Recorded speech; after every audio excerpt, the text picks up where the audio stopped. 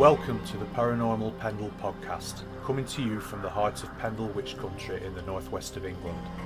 My name is Craig Bryant, author, investigator and collector of stories. Join me as we take a journey into the paranormal, UFO sightings, cryptozoology and big cats. This is the Paranormal Pendle podcast.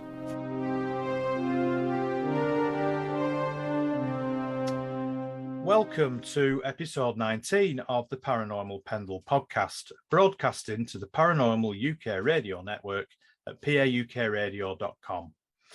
My guest on this edition, and I'm delighted to welcome him, is investigator, UFO investigator and author, Philip Kinsella. So Philip, thank you very much for joining me. Thank you very much, Craig, for having me on your show. It's an honour. Thank you. No, it's the honour's all mine. Can I just? You sent me your CV, which is hugely impressive, I have to say. And I just wanted to pick a few things out before we sort of go into the nitty gritty of the chat. You're both a clairvoyant medium and a UFO investigator and author. Having had many bizarre UFO paranormal experiences through your life, along with your identical twin brother Ronald. You have researched the phenomena on a serious level, and especially after an alien abduction in 1989, and you've written several books on the subject. So could we sort of, the first thing that I would normally ask is what got you interested in UFOs in the first place, but I assume that the incident that happened in 1989 was really the starting point for you. Would I be right in assuming that? Yes, Craig, it was. And the reason for that is that during that period, during that time, I won't go into the abduction itself because it's quite long-winded, but it displayed to me another area or another part to a puzzle I've been working on for many years about what we call the abduction phenomena with so-called aliens. Because we don't really know what we're dealing with. And I always was led to believe that the abduction happened on a very physical level of integration. And what I find most, really puzzling is the fact that the experience that happened to me, there was one part where, there was physical interaction, i.e. seeing a small 3-foot grey type being all clad in black that entered through to our house in a village one night when me and my brother and my sister and our dog, yes, the dog was present there. It came through the glass doors, literally physically through the glass doors. And then in the early hours of the morning, I found myself being taken through on my back, solid matter, and up to a craft. And, I recalled all of the fine details of the abduction, which is quite strange because most people tend to have problems with that. But this led me into the area of what did I have an alien abduction? Is this what happened to me? And I started really trying to put the pieces together. And I found that even in the classic Betty and Barney Hill UFO incident, back in the very early 1960s, they had a physical experience with what they thought and knew to be a UFO.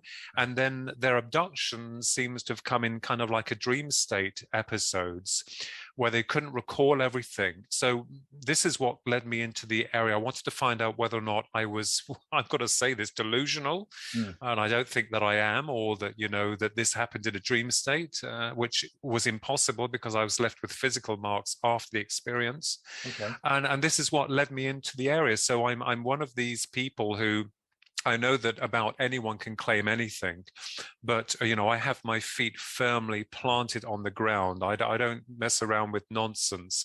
And this is what led me into over 30 years of still exploring this phenomena. And we still don't have any answers, but I've kind of like put a few bits to the puzzle together, as it were. I hope that I have. Yeah. Do you mind me asking how old you were when this happened, Philip? Yes, I was 20 years of age. Okay. And you obviously can recall quite vividly what happened. I mean, what sort of path of research did it take you down then after the incident?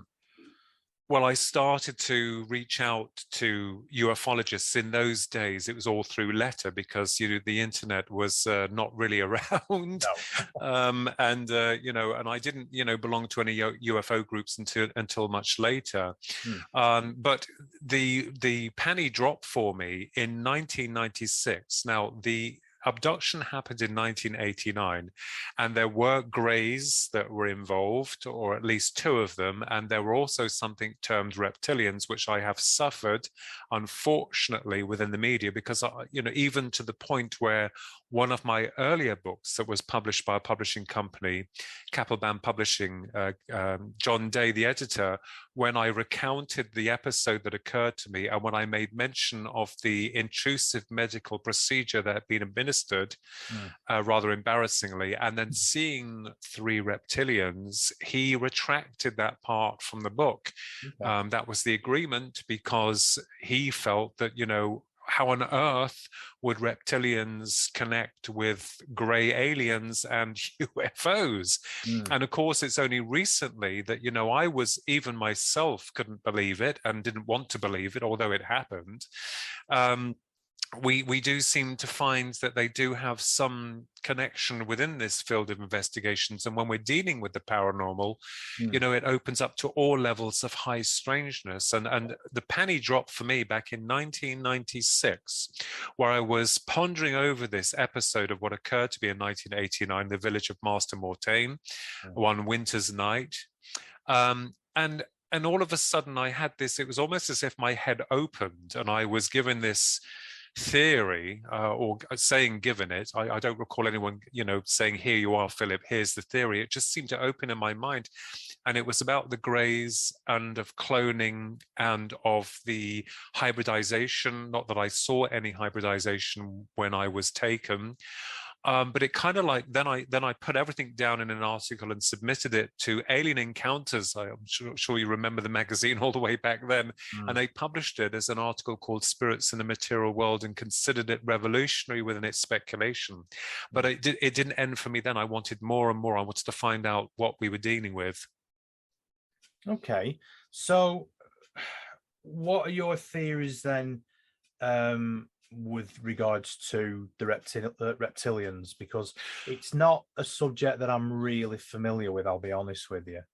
And neither am I. It's not with me either, and it's still a puzzle. I mean, I bought a load of literature on reptilians, trying to find out where they figure within this. You get some people saying that they are the ones that control the greys. I'm not so sure myself personally. The greys are the main area that I've been really researching and looking into. The reptilians are a bit of a mystery, because anyone, as I said before, can claim anything. But I wanted the truth. I wanted to find the truth of what was going on, but I can't discount what happened. There were three of them on board that craft, if it was a craft, because the way that these entities can interact with us is phenomenal, on a mental level or a psychic level, as it were. But to me, it was a craft. And so, but the theory centered more around the greys. And, you hear these stories about hybridization. I met Dr. David Jacobs in Arizona some years ago now at a conference out there, and he has different ideas from me. He believes that that these aliens are creating hybrids to walk among us. I respect the good doctor's theories, but my theory went into more of the fact of when we're dealing with abductions, we're dealing with entities who themselves can't reproduce. They seem devoid of the very attributes that make us what we are in terms of our personality, our individuality, what makes us what we are as human sentient beings. And I know there's the argument, people say, well, the greys are clones, or they're biomechanical machines, or whatever. But I think there's a lot more to this within the UFO field of investigations, that we have to walk in very uncomfortable territory indeed, in order to establish exactly what's going on. So the main thesis in the area that I've been involved in, not just with the UFO studies, i.e. or UAPs as they call them now, they've changed the acronym to make it more scientific, which I think is a load of rubbish. But more about what we are dealing with and why this force, this intelligence, seems to hide. It's like chasing shadows. We Mm. never have really any physical proof other than scars and, in some instances, implants that are left. It is real, but I've been looking into, what they could possibly represent and why they're doing what they're doing. Yeah. So this then opened up a whole can of worms for me about life after death, Mm. soul, consciousness, continuation, because when you've had an experience, I always joke and say, thank God I'm not yet in a psychiatric ward. And people will criticize you, but I have a wicked sense of humor, Craig. Because sometimes this kind of thing can lead you into areas that are like, oh my God, this is going to give me a headache. Yeah. But it is important that, we're trying to fit it or squeeze it all into one box, and it won't fit. So we have to broaden our horizons on the theoretical front in terms of, what are we dealing with? What are the greys? What are UFOs? Mm. I can't talk for all of the UFOs because, we understand that there are other life forms in this physical universe. Yeah. But we have to take into consideration other elements with regards to hyperdimensions of reality, other states of awareness that's beyond our reach, our current physical reach. Yeah. Yeah, that's interesting. So you research into the greys then. What's your feeling about where they're from, ultimately what they want? You mentioned about cloning. Do you think Yes. they are a sort of almost a hive as such, not meaning to put too much of a comparison with a certain well-known sci-fi TV program, but they I mean, are we looking at something along the lines of the Borg, for instance, or are we looking at creatures that are being manipulated perhaps by the reptilians, perhaps by something else? I mean, what's your feeling at the moment, at your current position of research?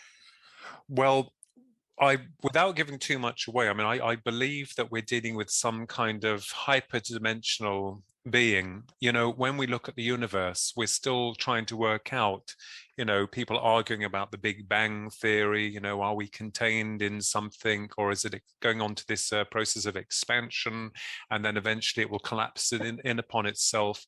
But, when we look at the research of the Greys come across as very old, but it could be possible that they are from another universe entirely, and that perhaps their evolution has not afforded them the ability to reproduce as we do, i.e., if they've cloned themselves, literally continuously clone themselves, that they have cancelled themselves out of creation, for want of a better word.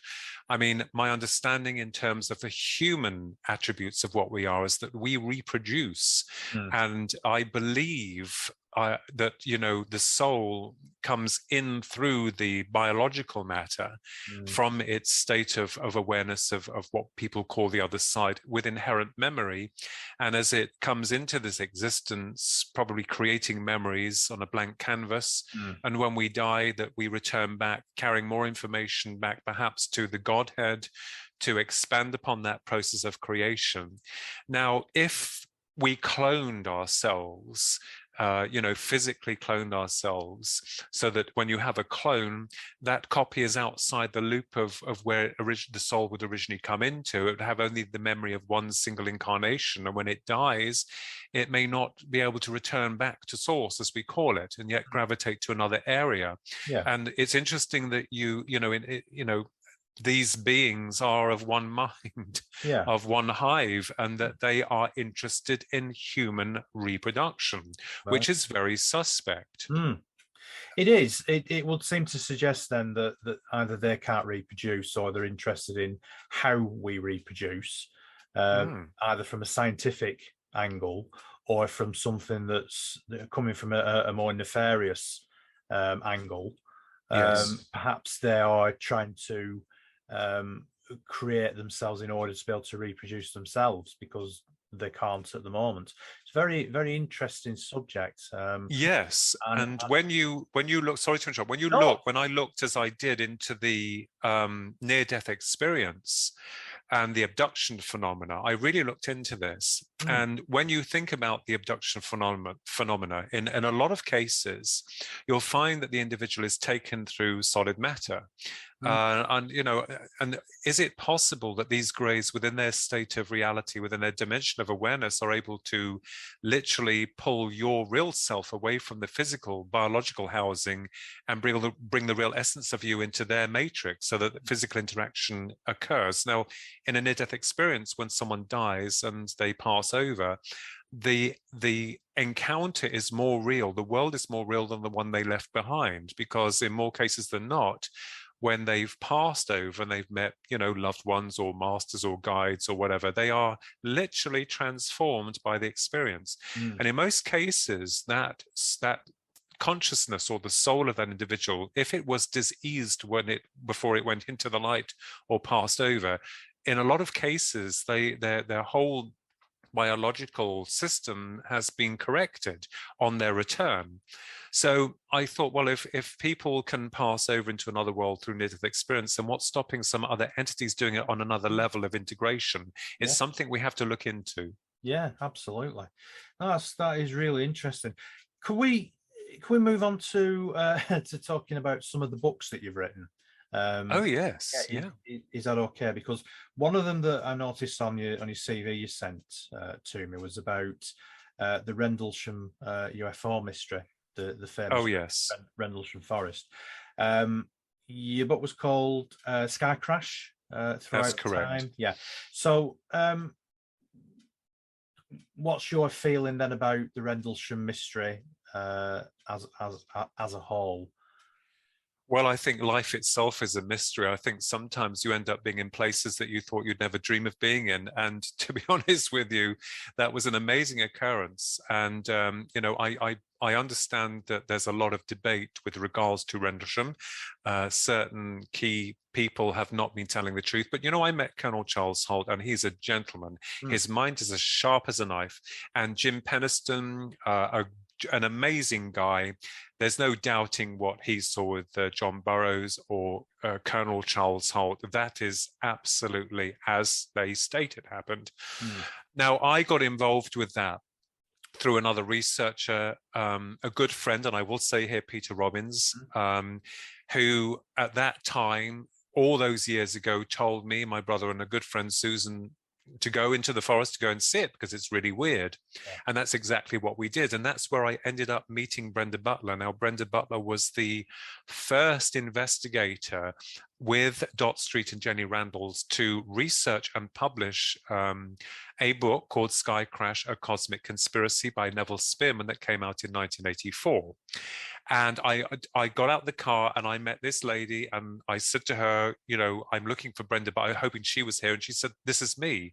So we then teamed up and then decided to write this book. And by the way, Philip Mantle, British ufologist and a brilliant man, our mentor, is re-releasing the book Sky Crash Throughout Time that I co-wrote with Brenda, that Kapelbrand brought out in 2013, I believe, and that's coming out this year. So the book is being republished.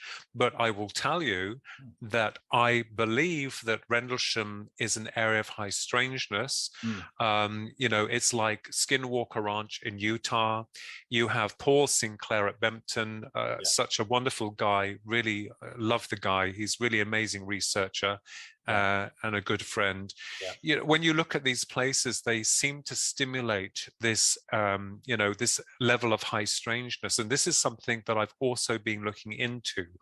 Why it is that, when there's a UFO experience in certain geographical locations, more times than not in hotspots around the world, why people are seeing things like, the black cat or the werewolves or, these lights or whatever. So I believe that, when you'll start to research the UFO phenomena, you begin to find that you're going down the rabbit hole, literally. I mean, we had an experience back there, me, my brother, and Susan, back on the 8th of June 1998, and we've been researching the area for about 10 years. And I believe that we had summoned a UFO, and that all actually happened at the forest in Rendlesham, in the field of Capel Green at 10:15 p.m. at night. And that was an incredible experience. And people said, did you take footage? Did you take cameras? No, we didn't. And anyway, even if I had, who's going to believe you? And I'll just give an example here. The last UFOs that my brother and I had seen, along with other witnesses, on the 9th of April 2016 at 11:15 p.m. at night here in Kempston, where we live. That was incredible. 3 huge, massive, circular white UFOs hovering over our house when I was driving back from some friends after a small celebratory dinner. And my niece was involved in that. But, she filmed them as they were coming on their way. And when they arrived here, they were stationary over our house, very low. Do you know there was no one walking their dog? There was no one in their car. There was no one, no one. And this is why, when, people say, oh, is it because you're a twin? No, it's not. Is it because you're special? No, we're all special. I don't care who you are. We're all unique. Yeah. But this is why I'm saying that people say, oh, did you take photographic? Well, yes, we did take film footage. And no one's disputed that because it's been analysed. My niece took the film on her phone. She filmed them as they were on their way from Marston Mortain to Kempston that night. So the Rendlesham case is very fascinating, and people tend to think, oh, it's just about the 1980 event with the American troops based at Bentwaters, Woodbridge. No, there have been UFO encounters there many years before and many years afterwards, but everyone just stamps it as saying this is the main event that occurred. So we're discovering that, through the research that we're doing, that it's not just about UFOs. The UFOs bring in levels of high strangeness and seem to warp both space and time, and there may be a residue that's opened up when they enter into our dimensional airspace, whichever way you want to look at it, that allows these other dimensions of reality to seep in. We just don't know. Yeah, that's an interesting theory, because I've subscribed to something very similar in my own, my own way of thinking, because I've spoken to Paul Sinclair. I've been lucky to interview Paul. I've spoken to Philip Mantle. We've discussed various different areas of the country where there seems to be, as you quite rightly said, not only UFOs, but also paranormal activity, cryptozoology sightings, for instance, Paul up on the northeast coast, and so on. So it's almost as if that there isn't a one size fits all when it comes to these areas of high strangeness. You get all sorts of different types of phenomena going on in the same area, and what you just said about opening dimensions, or opening, let's say you can describe them as a portal into another dimension, I think is a really interesting one. I noticed on your CV that you won the British Mediumship Award in 2008 in Portsmouth. Although you did say that you don't want to become known as a medium, which is understandable. But I'm just interested really on what you think about this ability to communicate across different dimensions. The obviously the human brain is an amazing piece of biological is equipment the right word? I don't know. But you talk about being able to communicate with loved ones who've passed on to who've passed on and things like that. So I'm quite interested on your thoughts about that. Well, I really didn't have any interest in the afterlife until my maternal grandmother passed away in the same month and same year as Princess Diana. But a strange occurrence happened with my brother and myself and our grandmother out in their back garden in Middlesex back in the early 1980s, and it was to do with this silver orb that came over in broad daylight over her head. That's been documented, and she told us that the fairies had come to take a closer look at us. Now, our grandmother was psychic, so when she passed over to the other side, just before that, she was in a Somerset hospital. She was suffering from cancer, and we'd gone to see her the week before, and I woke up in the early hours of the morning. I think it was about 1 o'clock or 3 o'clock. I can't remember if it's 1 or 3. And I started to cry, and I knew she'd gone. And then her voice came in my head and said, "Why are you crying? Why are you crying?" A little bit angry. She was never angry with me and my brother. And then the phone rang 10 minutes later, she passed. So I went to go and see a medium that used to work for the FBI in America. She used to work on cold soul cases, and she wiped the floor with me, Craig. I mean, she said, "You come here to test me." And she said, "Did you know that you're a medium and that you'll end up doing this work?" And I thought, oh no, oh please no, not someone that's dealing with UFOs and now talks to the dead. My reputation will go down the pan. Well, a sense of irony there, isn't it? Yeah. But when she said, "I'll be back in 2 years," and 2 years later I was back, because 3 more people had passed over, and I'd seen a friend who had passed over, who had died of cancer. He was 20. And that was all due to a fact that I picked up a book in an old secondhand bookshop called Reunions by Dr. Raymond Moody. And he said about, using mirrors to contact the dead. And I tried it, nothing happened until I came back from work. And why does it always happen in wintertime? In 1999, and my friend appeared through the conservatory glass doors where I am now, and appeared to me after I requested. I said to him before he died, "Could you do something and show me that there's life after death?" I thought he'd punch me, but he did it. So then I wanted to explore consciousness and whether or not there was any truth in the claims of people being able to communicate with those who've crossed over. And then I found that I started to become, people call it psychic, I suppose. And then this led into the area of me really investigating, I think for about 15 years, really meditating, going to circle, joining people. And you could see people that professed everything and they weren't. And then I met some people who were on the ball, let me tell you. So I wanted to then find my grandmother, and, I think there was a piece of me in my soul that thought, well, we live and we die. What point is there to our existence? I wanted to give up. I didn't want to carry on anymore. The world was so against anything that promoted levels of high strangeness. And we're now beginning to find, thank God, that even with UFOs, people are saying, oh, yes, they're true because the Navy have admitted it. Well, my goodness me, what have we been saying all these years? So I wanted to discover whether or not I was lying or the system we served was lying. And it was a very passionate, very personal voyage. And I didn't want to do clairvoyance, but then I found myself being asked to go to church services, the spiritual churches. And I was booked up to the eyeballs, and I've been doing it ever since. And when I do it, I just ask for yes or no to confirm or deny what's coming through. I don't feed. Now, what's interesting about the brain is that this clarified something for me, and something that the medium, the brilliant, she was only young lass when she was doing the readings.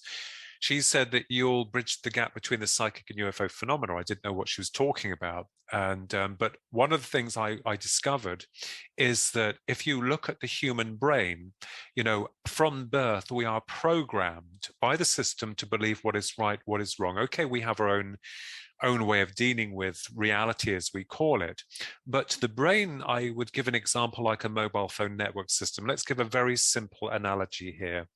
You have different models of mobile phones. You've got the iPhone and the Nokia and all the rest of it. And although they're all different from one another, the signals are exactly the same, but the signals are carrying different information. So you and I and everyone else on this planet is a soul, is a conduit to whatever. I'm not going to go to superstring theory here, but that's really amazing. But we are containers for consciousness. We're recording our experiences. And I kept thinking, well, why are we recording these experiences if we're just to die and then all our experiences are nullified? So I knew then that those on the other side are able to connect with all of us at some level, when most of the time when we're disabled in the sleep mode, for those who don't believe, because consciousness is disabled, or I had a dream about my mother or my father and it was so real. So when we look at it, my understanding is that, it's not a big, subject, the taboo subject. It is real. And I think the system that we served has tried its damnedest to narrow our field of conscious awareness. We have to be careful, because you get some people that profess absolutely everything, and their mind is open to all sorts of stuff. If you, walk that very careful line towards the truth, there's a lot more to us than mere life and death. And certainly there are other levels of reality, maybe multiple levels of reality, that we're just beginning to explore and kind of accept, because it's ignorance, unfortunately, which has closed consciousness, which has narrowed that field of awareness within all of us. But I want more. I want more. So I was put forward to attend this huge contest that was held, oh God, how many years ago? Was it 2008? I think it was. And I was petrified. And of course, you had these panel of judges. Tony Stockwell, the TV psychic medium, was there, and many others, and the SNU, Spiritual National Union, that I don't have any affiliation with. I was literally petrified. And what they do is they bring all these people in that they chose, and we were not to know anything about them. There was about 40 of us. And then we had to read and bring evidence through, and they'd tick you on what you did, what you brought through, and all the rest of it. And I won it. But I didn't want to pursue it because they wanted me to act like a clown on the stage. I'm sorry, I've got to say that. Yeah. And I didn't want to work that way. I deal with facts where they're applicable, where they are meant to apply. So I still do my clairvoyance, but there again, you see, all of us are psychic. It's just that, people think, oh, you're special, you do this. No, we're all special. Yeah. We're all unique. Yeah, it's I often use the analogy of tuning in an old radio and tuning into certain frequencies. Some people are more attuned to certain frequencies than others. Do you believe then that we are being controlled by a consciousness from another reality, from another dimension? Do you think that all this links in with what you were talking about earlier with UAPs and the Greys and the reptilians? Yeah, that is a very good question, Craig. Very good question, and one that has given me a lot of reason to think about and speculate. Although, again, we have no proof. Or my brother and I always joke and say, "What do we have after all these years of research? We still have a blank page." But hey, we can try and put some formula and theories down on there. It doesn't mean to say that we're right. We may be very wrong, but I don't think every researcher is wrong. And I have high regard and high respect for all of those researchers, friends, and the colleagues out there, even in the United States and in England. Now, what's interesting is that, is there a force that's stopping us from exploring more about ourselves? Yes, I believe that. I believe the system that we work is corrupt, that we work for is corrupt. Sorry, I believe it's completely corrupt. There is an agenda, without being a conspiracy theorist, because everything that's a conspiracy, it turns out to be a reality at the end of the day. Yeah. So I think there's a systematic agenda to deliberately hamper any effort into exploring these other areas. The media is one of them, because they will downplay everything, and they'll make. And I've been a victim of that on more than one occasion, on national television many years ago, being so naive and open and honest, and then finding yourself being a circus act for television studios.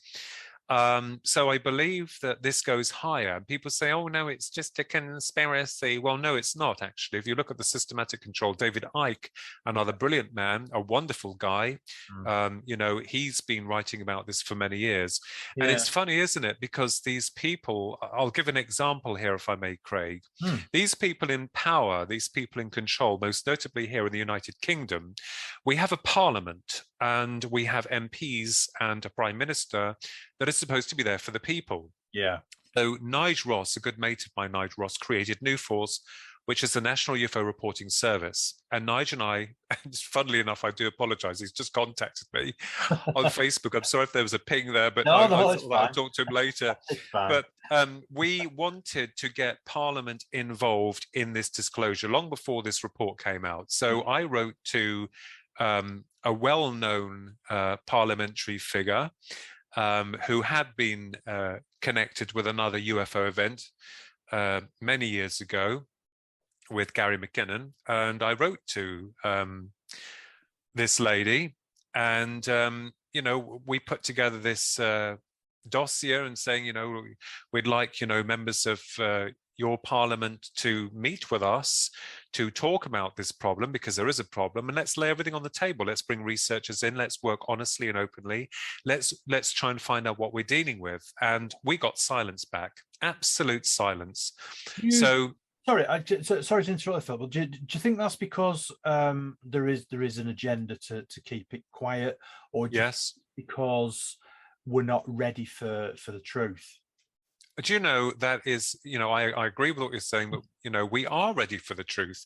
I'm not being funny or anything. I don't understand. And this is why I think that when we're dealing with UFO, UAP phenomena, there may be some elements to it that the system that controls us may find very uncomfortable to address. And something certainly that a lot of researchers have been discovering about the phenomena itself. It's not just about the viewing and sighting of a UFO, or what may be behind it, but the intentions behind these objects.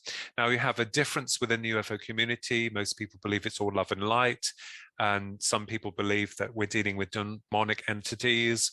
But I think and feel that the intelligence behind, certainly the famous ones, the Greys, have their own agenda. Yeah. And like we as a human species have our own agenda. We don't see any wrong in that. And maybe they may not see any wrong in that. And of course, I've got to say this, and people will say, oh, no, how dare you? But people only want half truths or lies. We are not a nice species. I'm not talking about every single person, but we're a very destructive species. We're not to be trusted. And I think and feel that, because this programming from the system has been going on for millennia, it's going to be hard for them to turn around and say, oh, by the way, yes, UFOs are real, but now the big problem is people are going to start asking questions. What are they? Where do they come from? What are they like? What are their intentions? Yeah. So it's going to open up a real can of worms there where that's concerned. So it's not just about disclosure or tell us they're real, please tell us. We know that. Yeah. It's what's the rest of it that's going to be a problem. So what's holding back disclosure then, do you think, Philip? What's the reason? Because for the last few years, there seems to be this sort of bubbling under of people in the field, various other people in the field, saying that disclosure's coming. This sort of drip feeding little bits here and there. The Tic Tac UFOs, for instance, seems to have been sort of drip fed into the consciousness of the world, if you like. Why do you think we've not had full disclosure then? Well, I think the truth will astound us. And I think that the system that we serve, the corrupt system that we serve, is now finding it's got a problem because people are starting to ask questions. They don't like it. Yeah. And I think that this is the problem. I think there's going to be a lot of frightened people out there. Granted, there will be, God love them. People who just want to, you've got to love people because they just want a simple life. They want to cuddle up with their family, watch TV or whatever. Yeah. But for us ardent researchers, that's something that we will be able to deal with. But will the public at large? If you look at very simple examples, which you know about anyway, you just mentioned a fuel crisis or water shortage or anything like that. And, it's like watching something from a Sir David Attenborough production, where, the creatures go ape. Yeah. So I think, to be honest with you, this is the system that we serve, I think, is very much aware of what's going on. I know people say they have secret departments, but come on, most of those people in either Senate or the Pentagon or CIA, FBI, whatever, even in Parliament, some of them are going to be interested in UFOs, and they've probably been sniffing around and asking questions. But I believe that the real reason is because of fear. And I believe that, this impression of them all coming in motherships around the world, and, coming down, love and light, peace and all that, will tear them to pieces, will rip them apart. And I think that the phenomena is so incredibly fantastic that it's going to take people, it's going to frighten them to know how they are actually getting here. Yeah. Whether or not, people, I'm not going to get into the argument of time travel or, interdimensional hypothesis, or whether or not they're coming from another star system and found some way to us, or maybe they're very close to us already. Yeah. I don't doubt that. But this is the problem that we have. Yeah, there's a lot of public apathy, isn't there? I think you're right in what you said there about people just wanting a simple life. Yes. And I mean, we know that. I mean, at the moment, I don't tend to get into political discussions. Certainly not on the podcast, because that's not what I'm about. But I am a keen political viewer, if you like. I like to watch what goes on with politics, and I've got very strong political views. And the vast majority of people do seem quite apathetic. It's interesting what you mentioned. You mentioned David Icke. Yes. And when you were talking at the beginning of our chat about the reptilians, the first person that popped into my head was David Icke. Yes, bless him. Yeah, and I was wondering, if you feel that because he has been open to ridicule, hasn't he, from many quarters, although he's got a lot of people who believe what he says. He's got a lot of followers, as it were, a lot of people who are singing from the same hymn sheet as him, to coin a phrase. He does tend to be ridiculed in the press.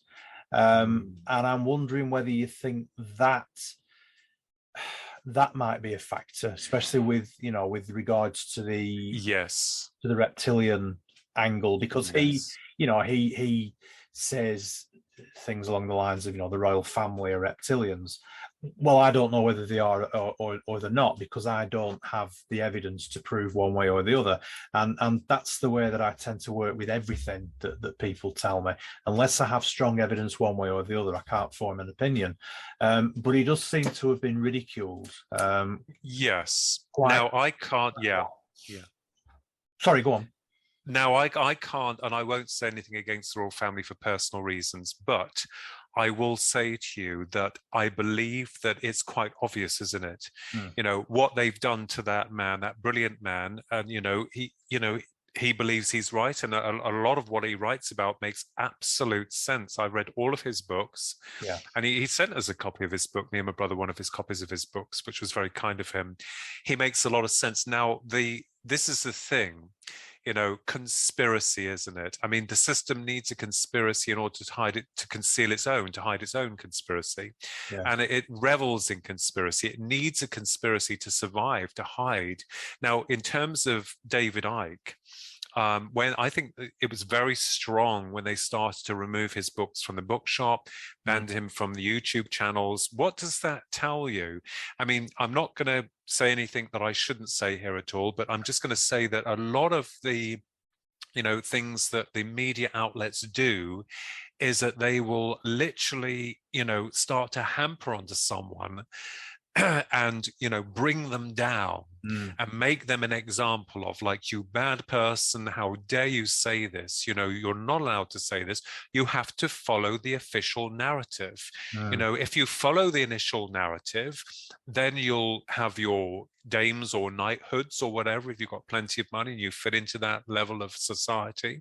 This is why I feel that there was something incredibly wrong. Alex Jones was another one in the United States of America who had his own views and opinions, whether right or wrong, but he has been shut down as well. And when you see this systematic shutdown of people's voices, alarm bells start to ring. Now, in V, Kenneth Johnson's amazing 10-hour miniseries V back in the 1980s. I mean, I love the 10-hour, I remember it very well. Yeah.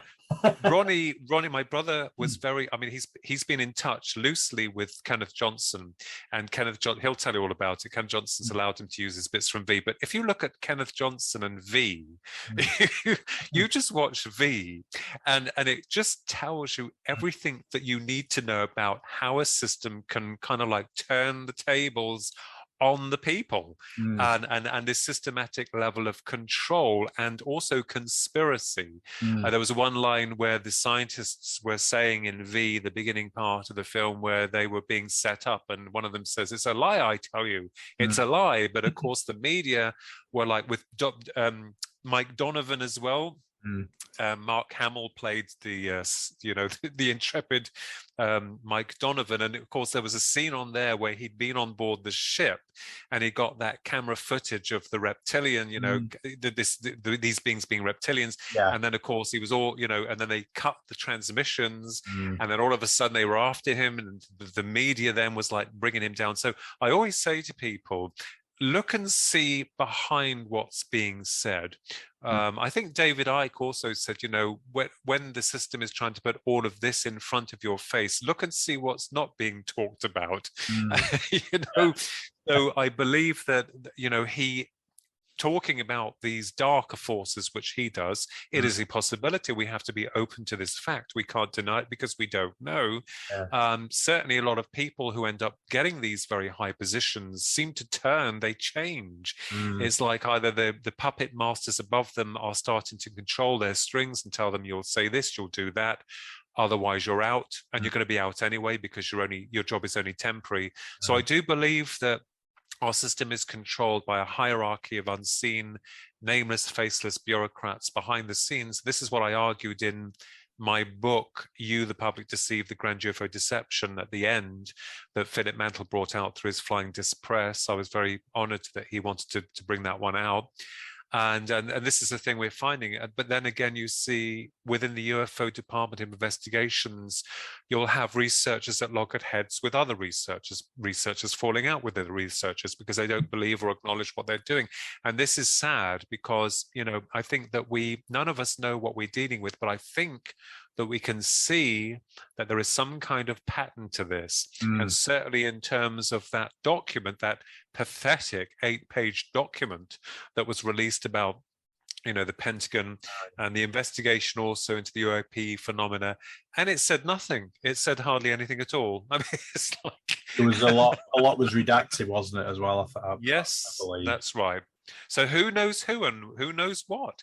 It's clear. It's quite transparent to know that the system, or some aspects of the system, know exactly what's going on, and they're watching researchers. It's no conspiracy. They're watching what we're doing, what we know, who we're connected with, and they probably accumulate a lot of the research material that all of them have been, digging into to try and put the pieces for themselves together secretly. Yeah. So I suppose most people would agree that above a level above our government is the media moguls, shall we say, who a lot of them who run newspapers and so on, and news outlets are often talked about as being the ones that are pulling the strings with our government, certainly, and I would imagine with governments all over the world.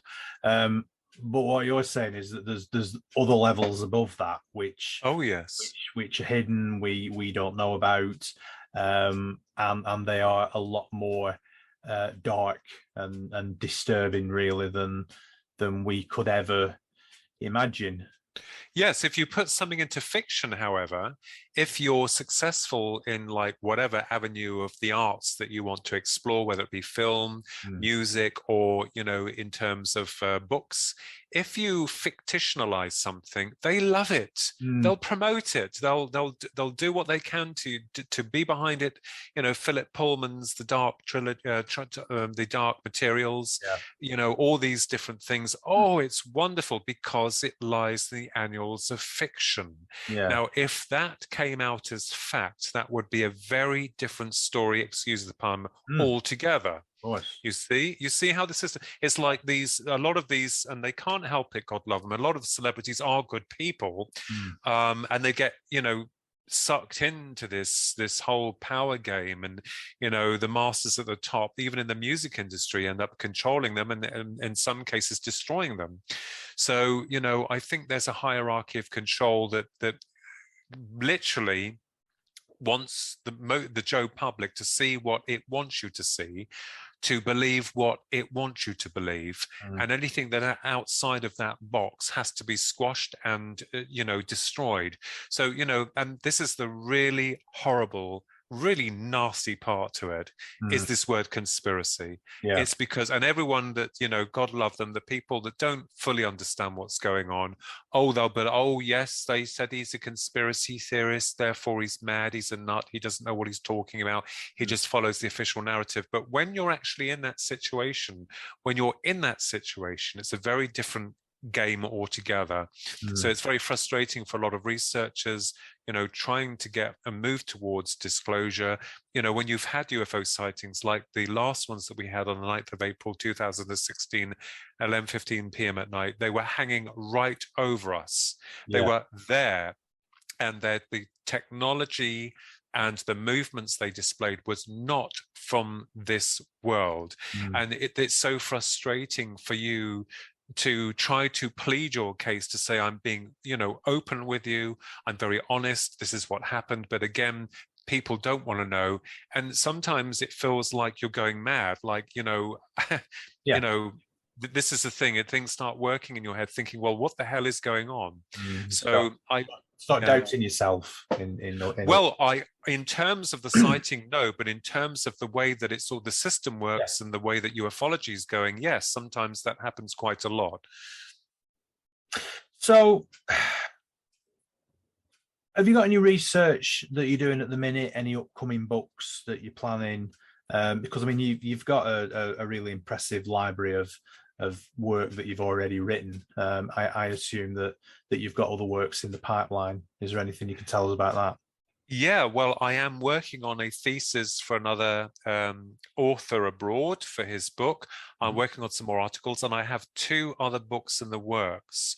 One of them is called Visitors from the Void. That is my book, and it's going to be dealing with the Greys on a much deeper level of investigations.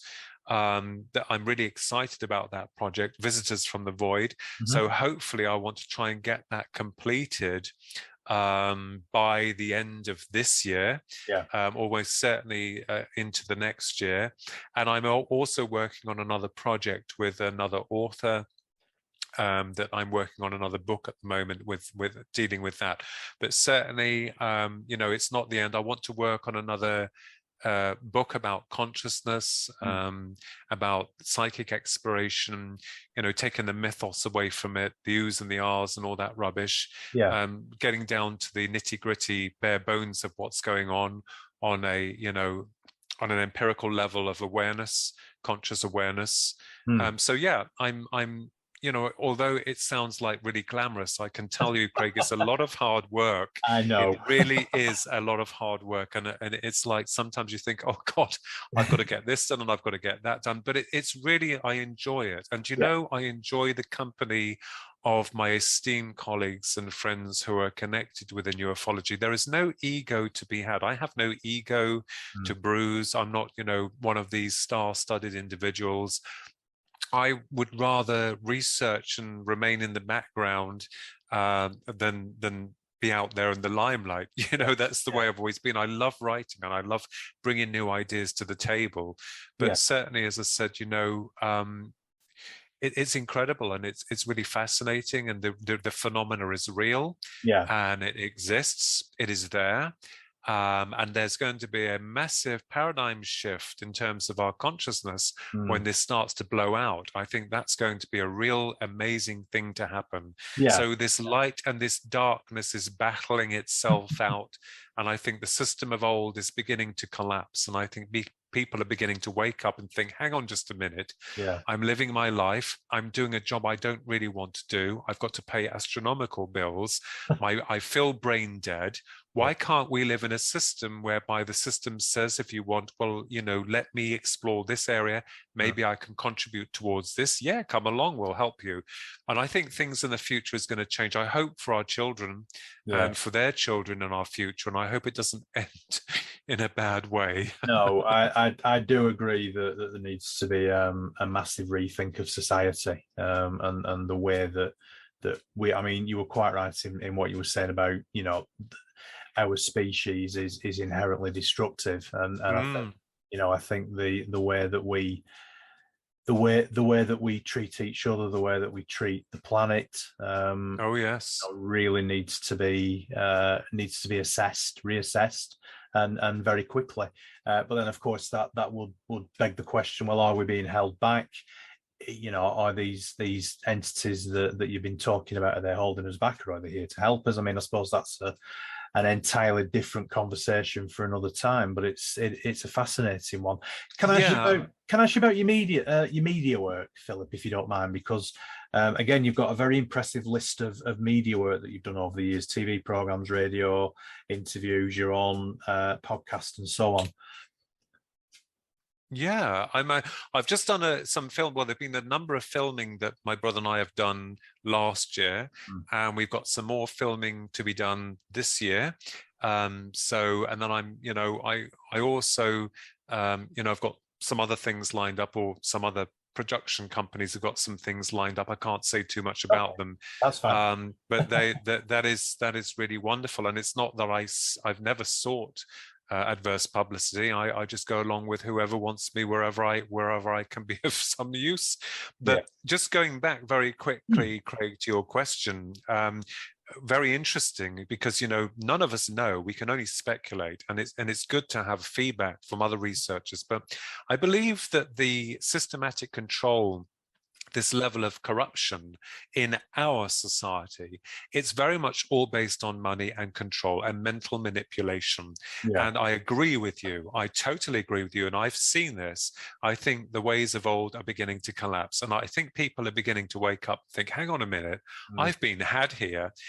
But you see, the system is so frightened, it will use fear constantly. I mean, giving an example, I'm allowed to say this: AOL, any media outlet, all that you see on there, all that they show is all about fear, negative, warning, disturbing footage, but they want you to watch it. And this is the really annoying thing, that I think that most of that stuff on there is written by teenagers. No disrespect to them, but they're just following their orders from their masters. So you can see how this is just one example of news media, of how it works, of how it sways opinion, how it controls consciousness.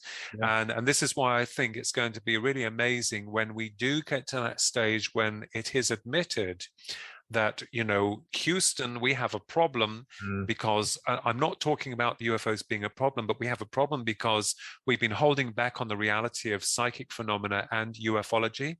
UFOs do exist, but now we've got to explain to the public what they are and where they come from, their intentions, their backgrounds, the rest of it. So I always joke and laugh and say, Craig, that, most researchers think they're going to be out of a job when disclosure comes. No, not so, because that's going to be an exciting time of more discovery.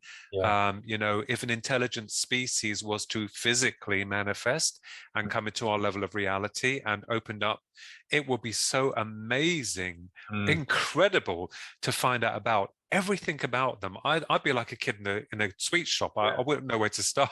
Absolutely. I think I'd bore them. No, I doubt that very much. But no, I agree. I think it will be amazing.